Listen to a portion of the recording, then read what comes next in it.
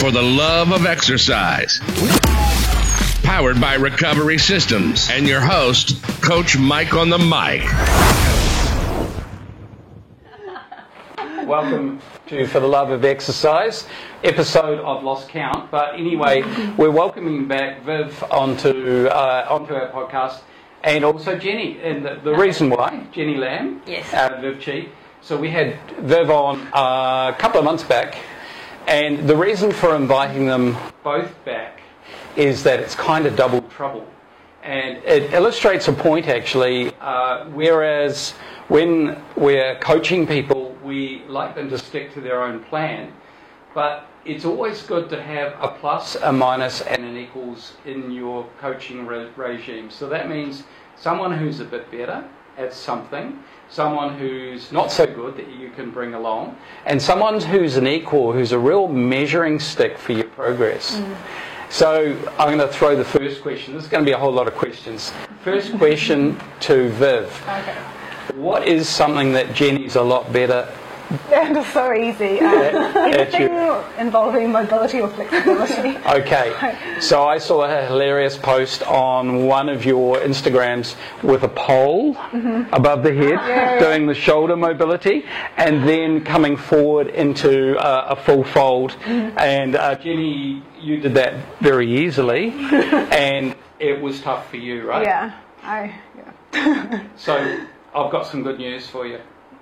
Who's the better runner of the two of you? I've got more background, with running. All right. So the running gait needs a real defined starting point and a real defined finishing point in the running gait in order to have some good parameters to work with. With people that are too flexible, it's a little bit nebulous, that starting point and finishing point. So typically, but not always, folks that are super flexible don't always make the best runners. So there's a little bit of a light at the end of the tunnel. Can't have everything, I guess. Yeah. But what I'd like to start off with is when you walked in to our apartment, I noticed your eyes looking around and you were adjusting to the environment.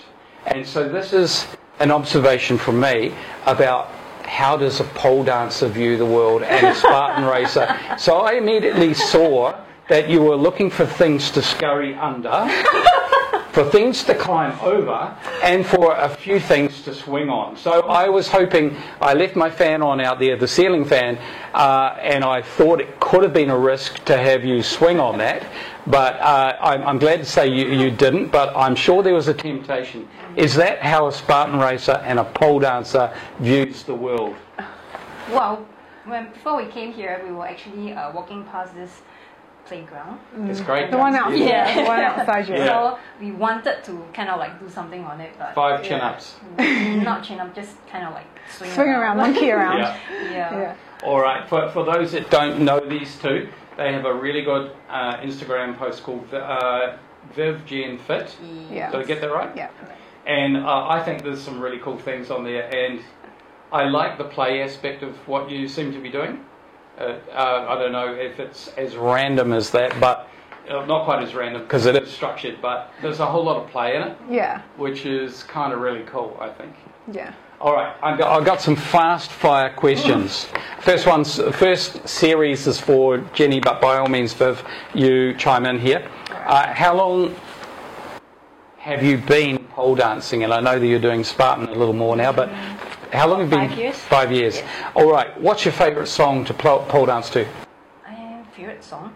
I don't have a favorite song, but I like something with like a slow, kind of like a slow song to like tricks on. Yeah, if it's too fast. Blues, or what genre of song? Not really any genre. Usually it's like any song at the pole studio because my instructors, they have very good music taste. So yeah, most of the music are Is there a playlist on Spotify? No, they don't have a playlist, but they will pick a song and then after that they will choreograph. So most of the songs are really good.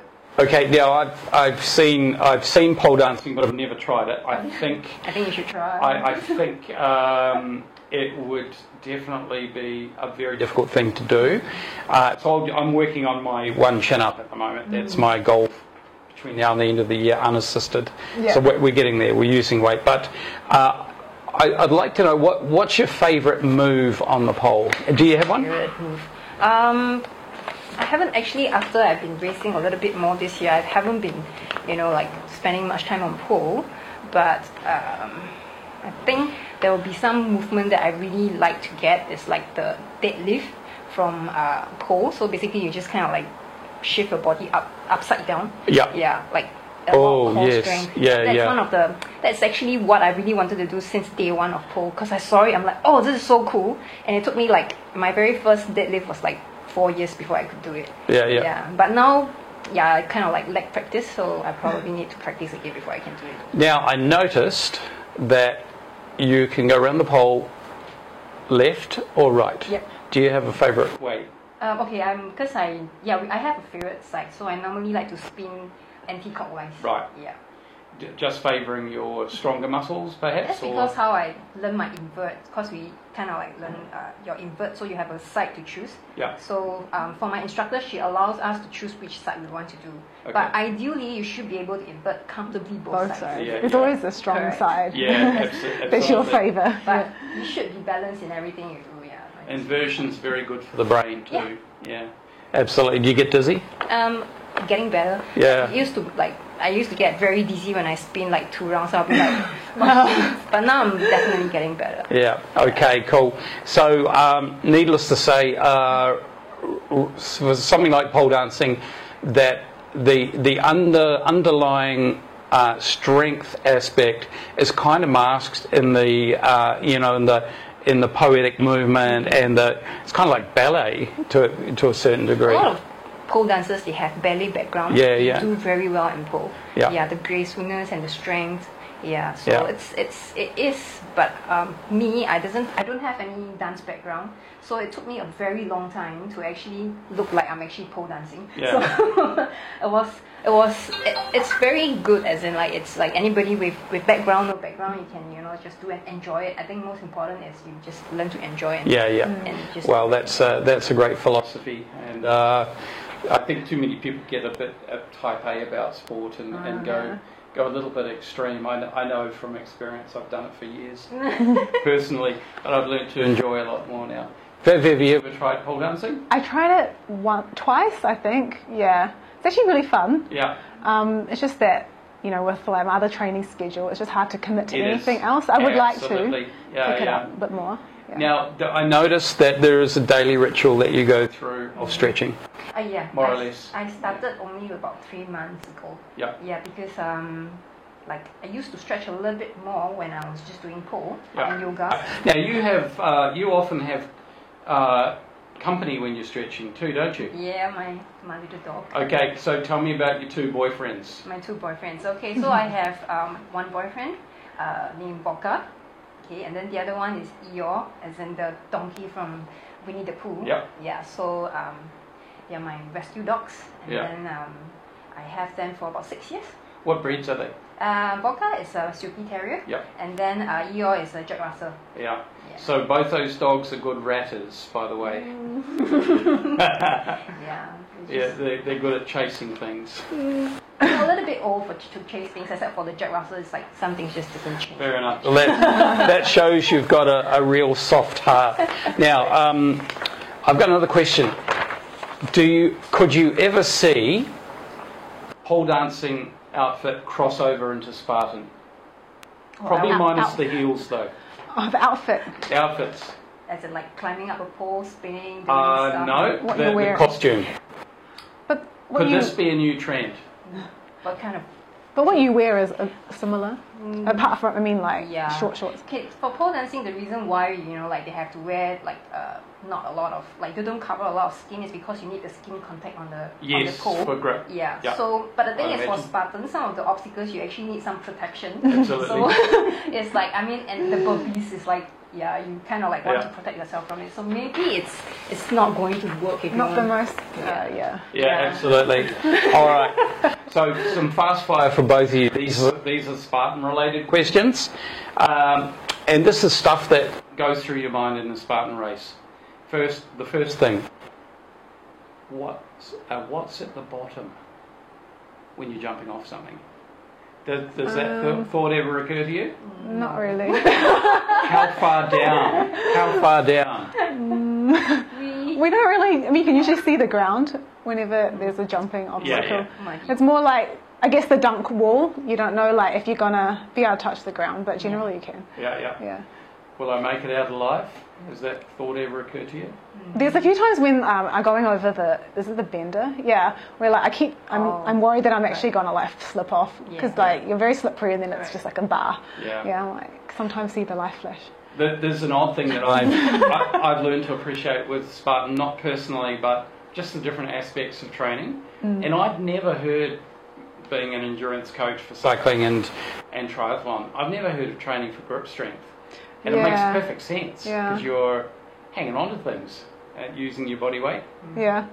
Quick tip on grip strength training. It's kind of gross, but if you've gone for a really sweaty run, you wipe the sweat off your arms. Yeah. And then you find the monkey bars at the neighbourhood gym, and then you just go because your hands will be so slippery. Absolutely. Yeah. Hang on for dear life. It's actually very effective. Do you ever have food fantasies when you're in a Spartan race? The Milo van. We get very excited when we see the Milo van. She gets very excited. Okay. We didn't have that in New Zealand, so that's showing not so fat adapted possibility. Going to refuel the glycogen tank very quickly. So you've got to reward yourself. Maybe not so fat adapted, possibly. All right. What's more important, winning or comradeship? Comradeship. That's the lovely thing about Spartan. Everyone is at the finish line to greet other people, and the results don't matter. Somebody's going to get a trophy, maybe some money, but at the end of the day, everyone's doing it for the love of it, exactly. which is really cool. What do you consider being brave for Spartan? Being brave. Yeah, what would be brave in your terms? Not training and then going for the test. Doing an ultra. Doing an ultra. I think that might be stupid, but being underprepared. Yeah. All right, so I've got another question regarding training. If it was like we've just had in Sarawak this weekend, the ultra distance, how many K? 50? I think it's 50. Yeah. Okay. Pretty big. Yeah. Pretty big event.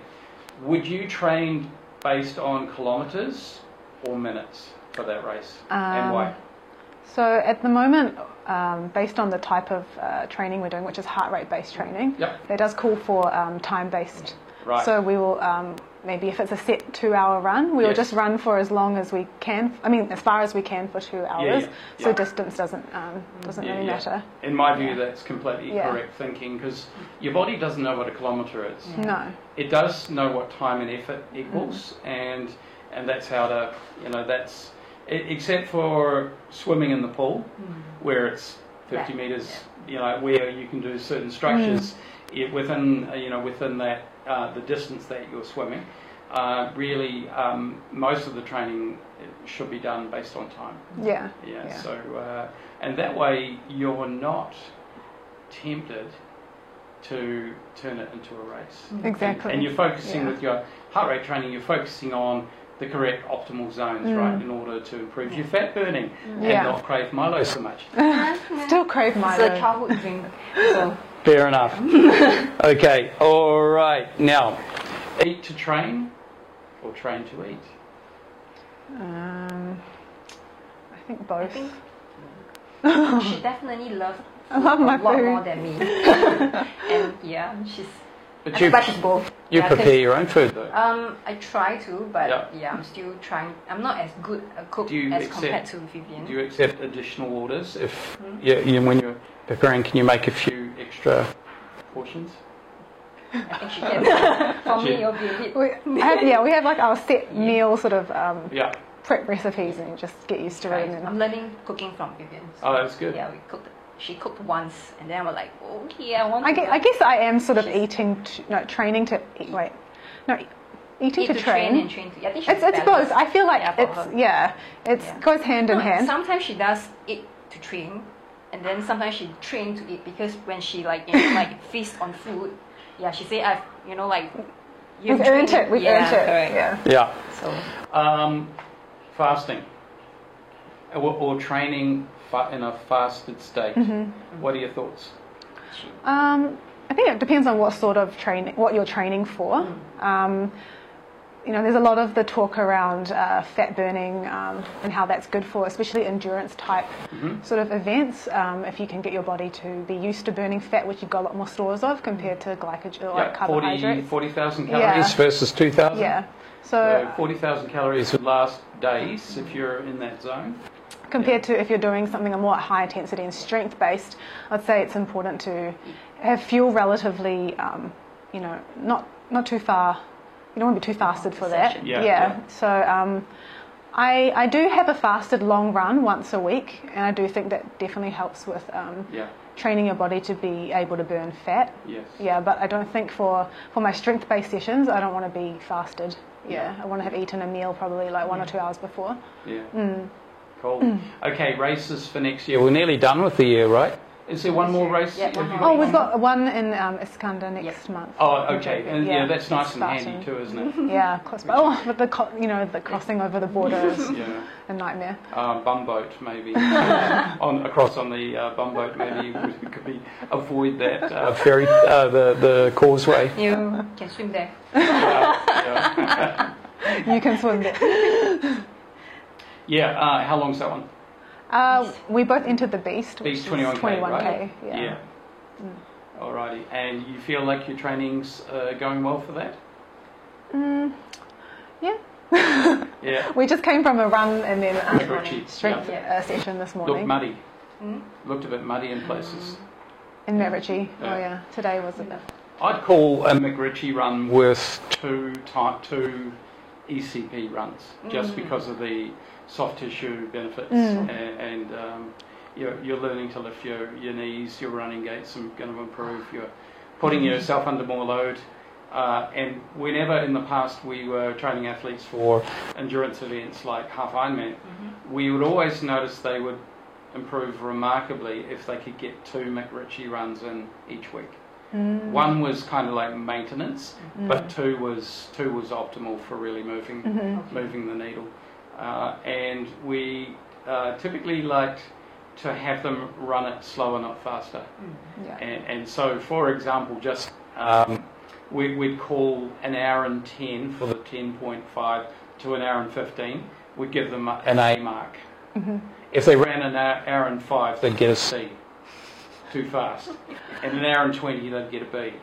So if you get the concept. This is the 10K loop. 10.6K. Because we usually cut off and then run towards Bukatima halfway, so I don't know. Nice. What our timing would be for it. Yeah, benchmark is slower is better, and you're getting more. That's where I come in, because when I run with her, she will definitely have to go slower. It's good, it's a comfortable pace. And you want to run at a pace where you can talk. I find a weighted vest and load her up. Gosh. I have one, but very good. Just a quick snapshot of races for next year, goals. We are both keen to qualify for Tahoe World Champ. Well, we actually don't know where it's going to be held yet, but if it's going to be in Tahoe again. Okay, so Tahoe, wouldn't it be great to train in Dunedin for that? Yeah, it would be really good. There's elevation, there's cold. Yes. Yeah, I noticed the harbour water temperature today is 11 degrees. In Dunedin. Yeah. But it's already October, so imagine going back in August, July. Yeah, it's 7 to 10 at St Clair's beach, so chilly. And of course you're going to have to get in that in Tahoe, right? Yeah. I mean, I think looking at previous years, it doesn't always snow. I think it's just this year was bad luck with the weather. Yeah. It really turned for the worse that weekend. Yeah. But it is always going to be quite cold. Yeah, for sure. Elevation. Cool. So what do you need to do to qualify? They change the cutoff each year. This year it was the top 5 for the region. Yeah, for the elite, and then top 3 for each age. Was it top 3 for each age group? Is that across the series? Across the Southeast Asia region. Oh, okay. Yeah, and each region has different number of qualifiers. Right. Yeah. So you're going to have to turn up to quite a few races in order to clock your points. Yeah. So that's a travel budget. It's obviously training, and the year starts off with Vietnam, I think, on the 20th of February. I'm going back to New Zealand that day. Yeah. It's on the 15th, and then I'm missing it. But I don't know if that one is part of the series. They haven't said. Hopefully it's not. Yeah. And they haven't really released like the schedule yet, so just we're all waiting. All right. Well, to me, you guys have a real fun element about your training. Yeah. I think that's great, and you've got that, as I mentioned, your plus, minus, and equals about who's good at what and helping each other out. So I think that's also really cool. Yeah. We wish you all the best. We'll be following your fun posts as always. And we wish you all the best for 2020. Thanks, Michael. Will you come to the races? Yes, we will. We're going to be in Vietnam, and we're really enjoying our Spartan experience, and we'd love to support as many races as we can with recovery systems. Yeah, great. All right, so it's over and out for now. Bye bye.